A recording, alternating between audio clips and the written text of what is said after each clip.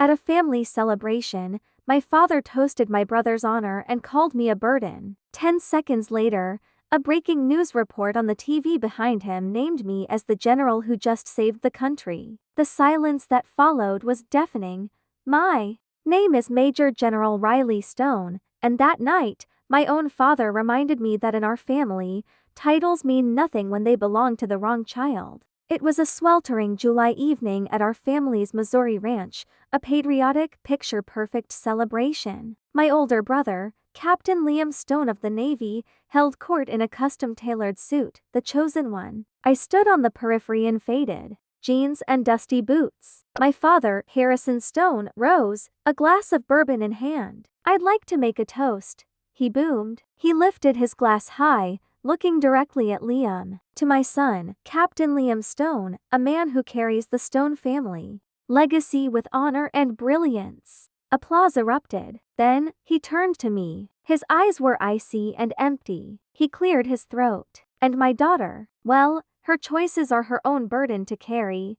No name, no rank, just a dismissal so sharp it sliced through the cheers." I felt my stomach turn to stone. Then came the twist of fate. The bar's flat-screen TV, previously playing baseball, flickered to a Fox News special bulletin. The screen filled with the Pentagon seal, then my photograph in full Army combat uniform. My face, my name, my rank. The anchor's voice was somber. "We have just received confirmation. 33-year-old Major General Riley Stone is the strategic mind behind the successful global AI counteroffensive, codenamed Aegis."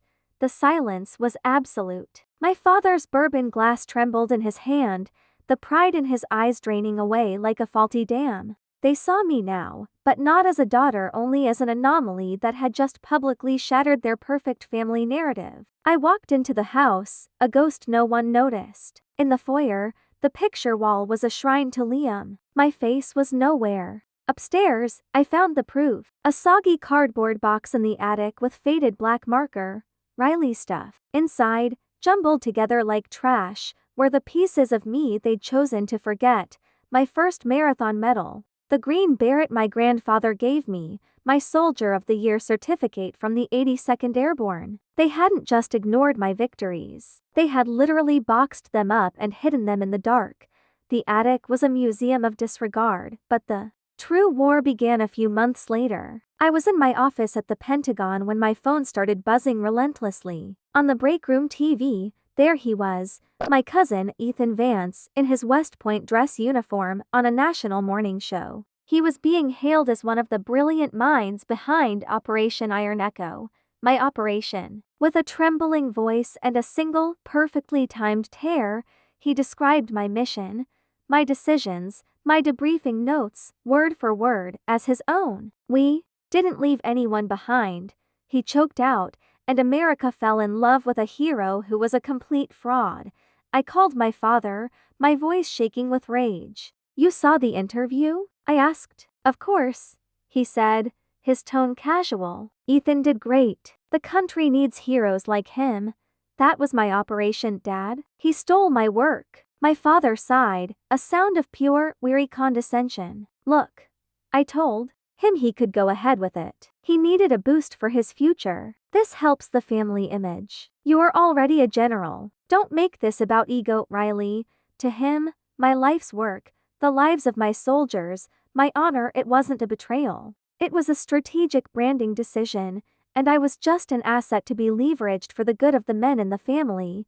My brother Liam, a public affairs officer, was the ghostwriter, planting stories in military blogs praising Ethan's unparalleled tactical instincts and citing senior officers who were hesitant while the heroic Lieutenant Vance took bold action. They weren't just erasing me, they were painting me as a weak, indecisive commander. This was a coordinated campaign. The final blow was an email. Subject: suspension pending security review. They were accusing me of leaking the very data they had just stolen, a kill shot by spreadsheet. The charge was authorized by General Consincade, a rival I had previously exposed for a flaw in his drone command model. And the psychological profile used to justify the investigation? It came directly from my father. An email from his personal account to Consincade described me as having volatility under pressure and a tendency to resent male authority. He didn't just stand by. He handed them the knife and told them exactly where to cut. They thought they had me cornered. They thought I would disappear quietly. They forgot who taught me how to fight. For years, I had built my own network, my own found family of soldiers who valued integrity over bloodlines. One of them was a man we called Spectre, a master of digital warfare. From a secure server farm outside DC, we began to restore the truth. We weren't hacking. We were building a dossier. Every email, every login, every off-the-books media briefing Liam conducted, every lie my father had fed to Consincade, we found it. The stage was a televised hearing of the Senate Armed Services Committee. Consincade, Liam, and Ethan sat in the front row, a united front of smug confidence. I walked in, took the stand, and looked them all in the eye. For 15 years, I served this country in silence. I began, my voice clear and steady. I never asked for recognition. I only asked for truth. But truth, it seems, was inconvenient. And now I will show you why I was suspended. Not because of wrongdoing, but because I knew too much.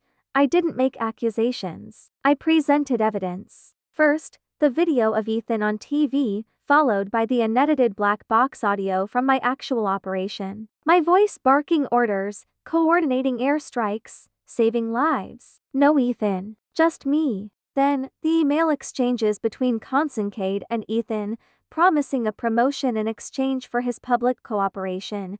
Then, the metadata from Liam's meetings with journalists, followed by the audio of him telling a reporter, "Don't confuse luck for talent. The real skill is knowing how to shape the narrative." Finally, the last slide appeared on the giant screen behind me, the unencrypted email from my father to General Consincade. Riley has always shown volatility, resents male authority, may require monitoring for long-term leadership stability.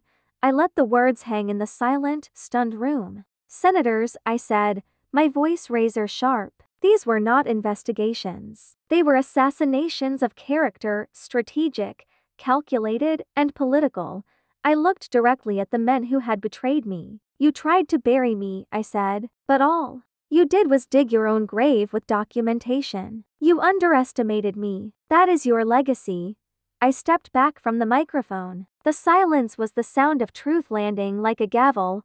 Of course. Here is the story edited to the requested length and format. The fallout was a political firestorm. General Consincade retired in disgrace. Ethan Vance was expelled from West Point. Liam was reassigned to a quiet base in Montana, his career as a DC power player over. My father simply vanished from public life. The war was won, but the victory felt hollow. I met my father one last time, on a park bench by the Potomac. He tried to apologize, to explain that he was protecting the family legacy.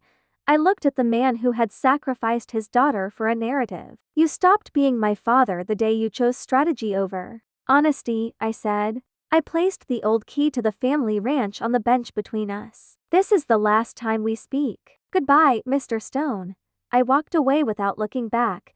The president's chief of staff offered me a strategic post at the White House. I politely declined. I had seen what rot looks like when it wears stars on its shoulders. I wanted to build something different. I went home, not to the family farm, but to a modest piece of land on the edge of Jefferson County, Missouri. There, I founded the Stone Institute for Honorable Leadership.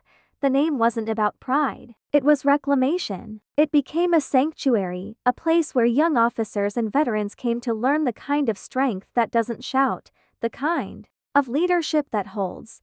One afternoon in early spring, my mother showed up. We worked together in the memorial garden, pulling weeds in a silence that wasn't empty, but willing. She reached into her pocket and placed something in my palm. My first marathon medal, the one I thought they'd thrown away. It was polished. "I'm sorry," she whispered. I wasn't brave. I didn't say I forgave her. I just closed my fingers around the cool medal and nodded. I wasn't forgiving her for the past. I was forgiving myself for carrying it for so long. My legacy wasn't one carved in stone in Washington, D.C. It was here, in the quiet conversations, in the healing, in the planting of something that would last. Riley's journey is for anyone who has ever been made to feel like a burden in their own family, whose victories were treated as inconvenient clutter. Your worth is not determined by their applause. It's forged in the quiet moments when you choose to build your own legacy. If this story meant something to you, subscribe and share it with someone who needs to hear it. And let us know in the comments, what does your legacy look like?